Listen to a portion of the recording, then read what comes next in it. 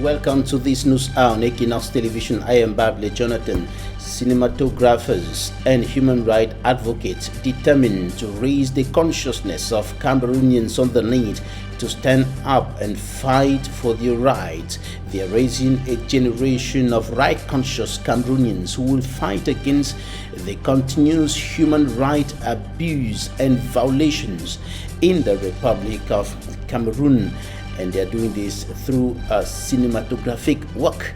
And of course, in this newscast, we'll also talk about two generals who are calling on the people of Ekondo Titi, the Njan Division, and the Southwest region as a whole to join them in the fight against atrocities, human rights abuse, and violations in the southwest region of the country within the context of the 5-year-long armed conflict going on there, and the northwest region of the country. They were speaking 24 hours after the killing of the divisional officer of Ekondo Titi, the mayor of that locality, and 5 other persons in an explosion in Bekora village. Stay with us.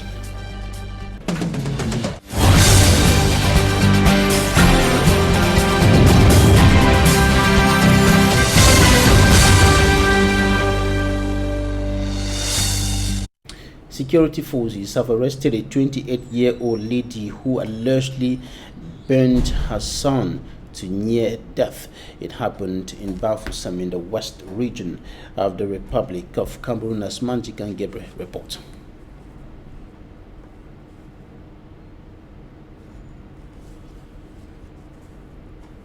Old Simo in pains on a hospital bed in Bafoussam, west region of Cameroon. Simo is in pains as a result of his mother, Mefire Bernadette, who poured hot water on him while he was deep asleep. She had at one time used a knife in cutting the fingers of little Simo. We took her to the chief's palace, but the case died down. Now I'm home. She boiled water and threw on the child's body when he was sleeping. She is a very wicked woman. Let the government do something about her. Worst of it is that she is telling lies that the child got himself dirty after he was sent for an errand. This disheartening incident occurred at the Tugan neighborhood in Bafoussam when the father of little Simo, Kwayeb Marcel, wasn't around. C'est un passant qui passe, il vient m'aviser. It was a passerby who came to alert me that my wife has poured hot water on the body of the child, and security forces have come to take her away to save her from the hands of the angry population. When I arrived home, I saw the horrible situation of the child and was speechless. The last time she touched the child, the quarterhead said if it repeats itself again, she will be locked up. Battu sur l'enfant, on est allé même chez le chef de quartier parce qu'elle a battu sur l'enfant. Raison pour laquelle on a refusé, le chef de quartier qu'elle ne tape plus à jamais sur cet enfant. À ce qu'on a fait sur écrit, que si elle tape encore sur cet enfant, on va l'amener en haut. The behavior of Mefire Bernadette has been condemned by neighbors and close relations, since many know her to be a Christian. It was thanks to the intervention of the public security officers that the life of the 28-year-old Mefire Bernadette was saved from the hands of the angry population waiting to lynch her.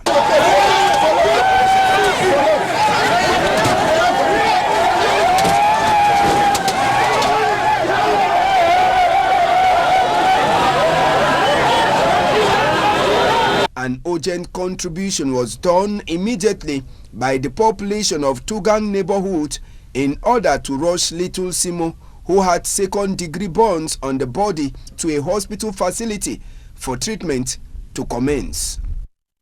Human rights abuse on the rise in Cameroon, and human rights violations also.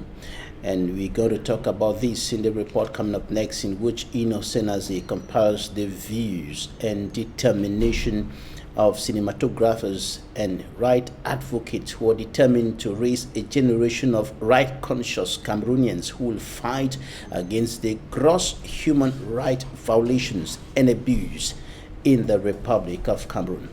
Equinoxe.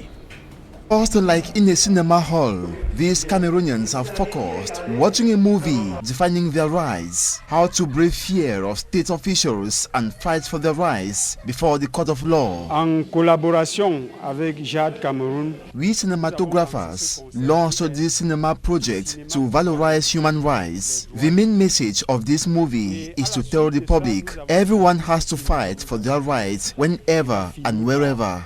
That is why the main character sacrificed all he had to seek justice. laisser sa vie pour obtenir la justice. In Cameroon, where some ministers, security and other state officials think they are above the law or superior over the downtrodden, this movie also aims at sensitizing and encouraging the underprivileged. They can beat these state dignitaries in court and have them jailed. The first struggle was against impunity. We tried to demonstrate that even elements and officials of the police and gendarmerie can be dragged to court, won in court, and slammed a jail sentence for violating human rights as well as committing abuses. It is a strategy to show that any citizen can sue any state authority to court and get justice. A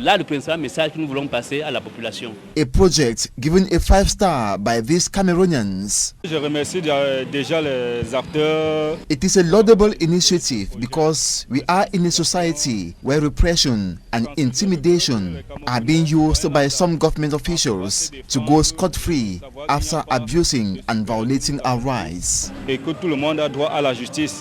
cinematographers urge the public to join them as human rights advocates with ideas that aim at sensitizing Cameroonians. They have the right to denounce injustice, corruption, and seek justice.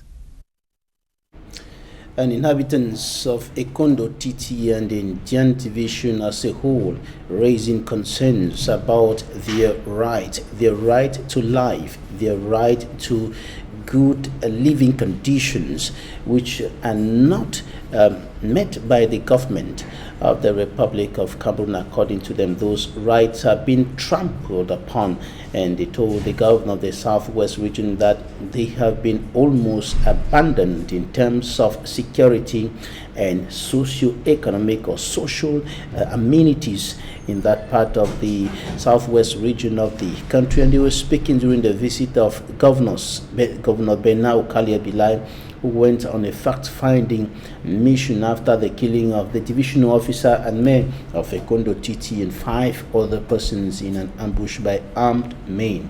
Details in this report by our Southwest correspondent, Derry Jato. Climbing down from a military helicopter with a notebook in his hand, Southwest Governor Bernard Okaliabilai is sent by President Paul Biya to Ekondo Titi subdivision. The divisional officer for the said division, Abolua Timote, was ambushed and killed on the spot at the entrance into Bikura with 5 others. The President of the Republic wants answers, and Governor Bernard Okaliabilai is in the Ekondo Titi subdivision to ask the necessary questions and report back.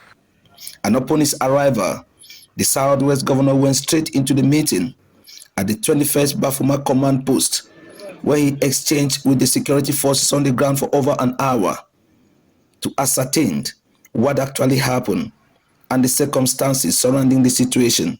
Accompanied by General Eba Benoit, commander of the Joint Military Region, and General Tunke Elias of the 2nd Gendarmerie Region, the delegation later met with the population of Ekondo Titi to have their say. With the questions now asked and notes taken, the message of the head of state was revealed to the population. The head of state and all his government are there behind the population of Ekondo Titi. All the means will be put in place to neutralize those evil forces, those who want to destabilize Jan Division, to tell them that they should continue to collaborate with the authority of the state and to believe in the head of state. To the 2 generals, full action is on the way, but begs on the people of Ekondo Titi to play their own role by collaborating. That's the time for us to make the decision. Should I keep quiet and see how atrocities still continue, or should I try to involve myself to make things definitely change? And I think we can. And that is what I came to beg for. For us to carry on that job successfully, we need your help. Please help us to protect you. That's all. Thank you. As Southwest Governor flies back to Boya to subsequently report to President Paul Biya on the stakes, the people of Ikondo Titi on their part say something needs to be done now, for they are tired and they don't know the reason why them all the time. As you heard in that report, two generals calling on the population to help them to do the job of protecting them and the territorial integrity of the Republic of Cameroon. In the report coming up next, Derijato tells us more about this. From the sky, Ikondo Titi town looks quiet and calm. This forest beneath is somewhere in Ikondo Titi subdivision, and many here hold that this vegetation below is covering the horror, which has been coming out more frequently, taking lives of both administrators and civilians. Top officials have lost their lives here, and the people have been keeping record of their pains. The divisional officer for Ikondo Titi subdivision, Abolua Timothy, Menanji Kenneth, and 4 others have just been killed by separatist fighters. They were ambushed and hit at the entrance into Bikura, one of the villages of Ikondo Titi subdivision. They were on a socio-economic tour to the said village. Enough is enough. The government said the nation is touched, and Southwest Governor Bernardo Kaliabilai, General Eba Benua of the Joint Military Region, General Tunke Elias of the 2nd Gendarmerie Region, the Legion Commander for the Southwest Region, the Delegate for National Security for the Southwest Region, and the Commander of the 21st Motorized Infantry Brigade are on a special mission to Ikondo Titi, and Equinoxe Television is also descending to Ikondo Titi subdivision for information. This delegation want to find out what actually happened and what can be done now. And this is what the people of Ikondo Titi told the special delegation sent by President Paul Biya that they need. What has Ikondo Titi done that Ikondo Titi is porous in this way? That soldiers are removed morning and evening to other places, and the place is completely empty. Here in Ikondo Titi, Mr. General, the subdivision of the Cameroon Prime Minister, many here say need more attention. The villages within the Ikondo Titi subdivision too must unite to succeed as a team, something that many say is near absent. Heading the mission, ordered by President Paul Biya, the Southwest Governor assured the population of the Ikondo Titi subdivision. So they should not panic. They are not abandoned, as some may believe. The state is there, and the state will continue to protect them. For Equinoxe Television, I am Derek Jatu, signing out. In some few minutes, we will tell you about the new city mayor of Limbe in the southwest region of the Republic of Cameroon. The election took place today and it ended some minutes ago, with our southwest correspondent David Sunmaimo, who will tell you more about that in some few minutes. Time for us to talk about sanitary technicians in the Republic of Cameroon who are striving to turn down the issues, the problems plaguing the sector of planned health care, and they are saying that a lot of problems are plaguing their activities, including difficulties to deal with impostors who have also penetrated the system or that sector of agro-pastoral activity in the Republic of Cameroon, and who are bringing a lot of trouble to them who are doing the job legally, respecting the rules and regulations in force. And they are also complaining about issues of pricing generating or provoked by the fact that there is a ceiling price but there is no minimum price. So some of the companies are going far below and posing a serious problem to those who are respecting a certain standard of pricing. And they were meeting here in Cameroon's economic capital, Douala, to discuss these issues with officials of the Ministry of Agriculture and Rural Development. And during for 2 days, they were discussing rules and regulations governing the sector and how to turn down some of the difficulties affecting their activities. Now, take a listen to Sule. For me, he's a plant health care technician. Our department is very, very in difficulty because of the fact that we don't have an association we can lead us. So my first job could be to find a way to make all the companies to make an association we can defend our interests. We have some companies who make low prices. We'll try to make, we already have homologated prices. We'll make sure that prices will be applied. There's only what they call a ceiling price for now, and there is no floor price. So the pricing is a type that is only competitive. So you have to do it respecting the norms, because if you get the right products, like products are homologated, there's a certain price you cannot treat below. Yeah, so the associations with these companies will also try to see that these prices are within an acceptable level. Because if you take it too low, that means there's a question of you actually using bad products or products are not homologated. So it must be at an acceptable level. Yes, an acceptable level. It ranges from 1,000 to 2,000 as of now. Anything below that, we have to bring questions. We have challenges in the field of technical know-how. We have challenges in the field of other people who claim to have this license but don't respect the norms. That means they are also charlatans in the domain. They spoil the name of those who do the good job. While on the fee, sometimes the wood to be treated is difficult to access, and then we have to struggle with the means we have because we need to defend the image of the company and the country, because we represent the Cameroon level. So anything that goes in the international market. Companies or phytosanitary companies in Cameroon, and a phytosanitary technician speaking there now to Limbe in the southwest region of the Republic of Cameroon.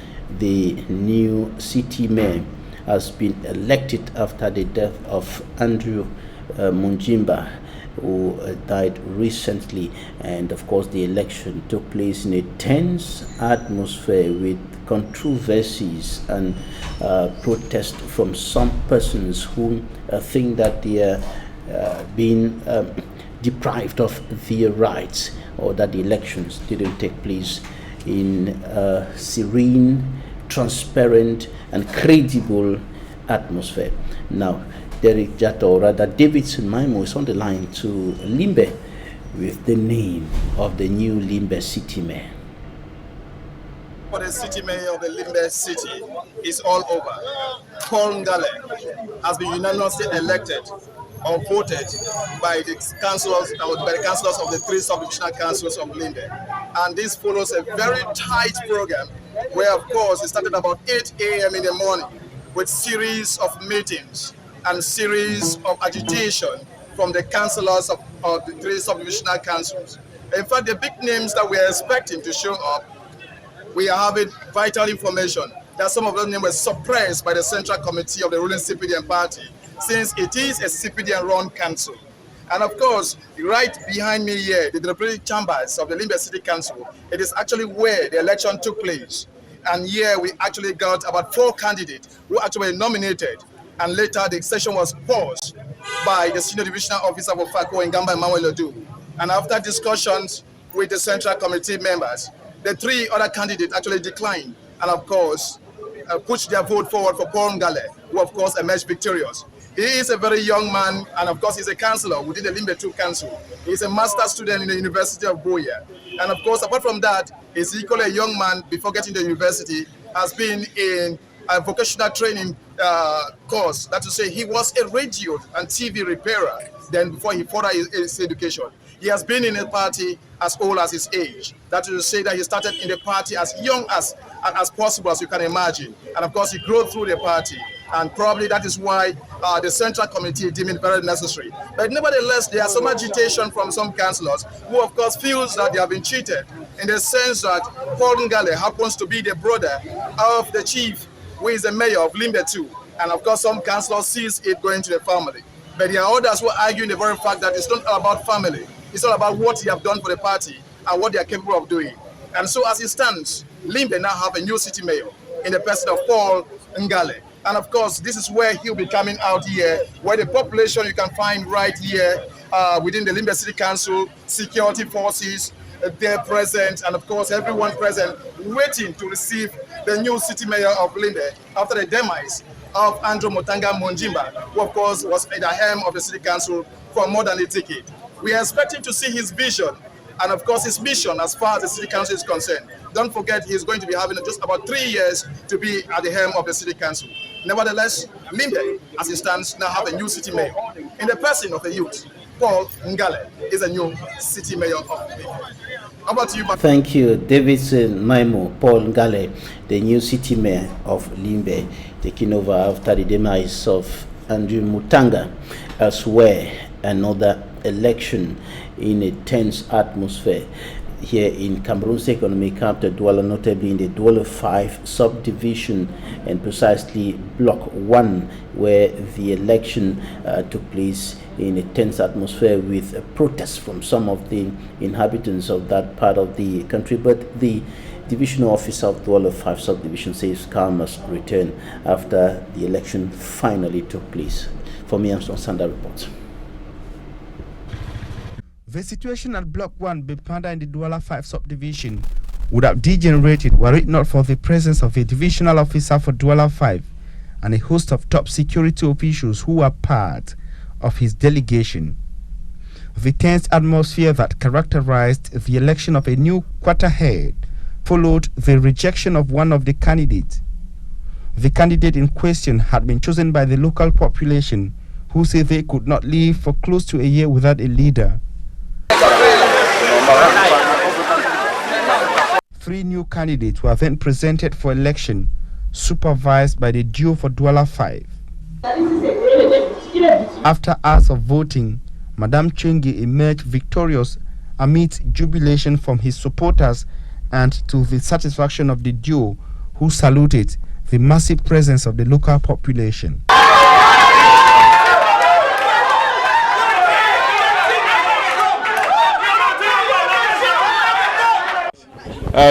We are just from conducting elections that led to the selection of the head of this quarter. We have had a lot of problems in the past with the choice of the quarter head, and the populations have shown a lot of patriotism and selected a woman. And you can see from the happiness being expressed by these populations that things will not be the same again in this quarter. We are going to support them, and that is why we are calling on this lady who won not to be the quarter head of only those who voted for her, but to be the quarter head of everyone. I call on the entire population to support her so that she is going to succeed. On our part, we are going to stand by her. And her designation is coming at the time when we are going to be celebrating women on the 8th of March. That is in a matter of a few days, and it shows that Cameroonians are sensitized and they are respecting the women and gender approach. Thanks so very much. The people say they expect the newly elected Madame Chengi to bring back peace, unity and harmony to Block 1 in Bipanda. Europe's biggest nuclear plant station has been targeted in a fire in southeast Ukraine, but authorities say the huge blaze was extinguished earlier today. The plant is reportedly operating normally despite being seized by Ukrainian forces in heavy fighting that caused global alarm. The fire at the Zaporizhzhia compound was in a training center and not at the plant itself. An official of Enegotam, the state enterprise that runs Ukraine's 4 nuclear plants, said there was no further fighting. The fire was out, radiation normal, and Russian forces in control. Now take a listen to the Secretary General of the North Atlantic Treaty Organization, NATO, and the President of Ukraine. The attacks on civilians, and over the night we have also seen reports about the attack against the nuclear power plant. This just demonstrates the recklessness of this war and the importance of ending it, and the importance of Russia withdrawing all its troops and engaging good faith in diplomatic efforts. Якщо буде вибух, це кінець всім, кінець Європи, це евакуація Європи. Тільки негайні дії Європи можуть зупинити російські війська. Не допустіть загибелі Європи від катастрофи на атомній станції. Talking Point is up next.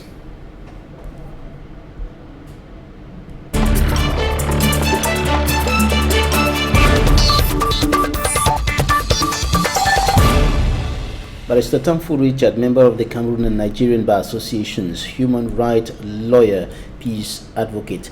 Thank you for joining us today. Thank you, Mr. Babila. Pleasure is all mine. What's your opinion? What do you think about the rising human rights abuse and violations in Cameroon today? In this newscast, we saw a child who almost died in the hands of his mother, who had lustily poured hot water on him. And in another report, we saw cinematographers and peace advocates or right advocates calling on Cameroonians to rise up and stand against the continuous gross human rights violations in the country.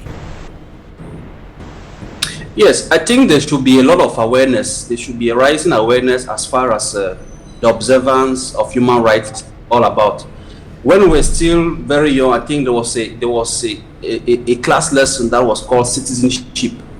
And I think that if that program was maybe pushed at the level of the secondary and maybe higher institutions where people are educated every day on their rights, and not only rights, but also obligations, we will have been having maybe a more better society. And also, we should not be having government officials who think that they can hold the laws into their hands or that they are above the law, and that at any time that they have the opportunity, they want to infringe over the rights of every citizen. So I think there should be some form of assiduous training at almost all the levels, in the police corps, in the army, in school, in the society. There should be some education as far as human rights. Go and look at the Cameroon Constitution.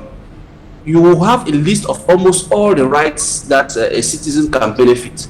So now the problem is the people who are there to either enforce it, and also the population that at times do not want to stand up to reivindicate because of fear of the oppressor or the fear of those who govern them. So I think there should be a lot of awareness as far as human rights or human concerns are, so that people should know exactly what to do and what not to do when faced with a particular situation. It's regrettable that a citizen who should consider herself a human should pour hot water on another person who is a human. So meaning that she has no knowledge about what the right of life is. She doesn't know that it owes a duty to protect and save the life of somebody. So we need to educate that kind of person. And when I looked at the cinematography that is ongoing, that those kind of activities should be encouraged. We not only should it end at the level of cinemas, it should also be practical. Citizens should know that when you need to stand up for your right, you should stand up for it. You should not have no fear, and you should not also forget that you have rights, but you also have obligations, because it's not only fighting for your rights, but also knowing that these are the obligations that I have vis-a-vis the society. Right. The Bible says, or God says in the Bible, that my people die because of lack of knowledge.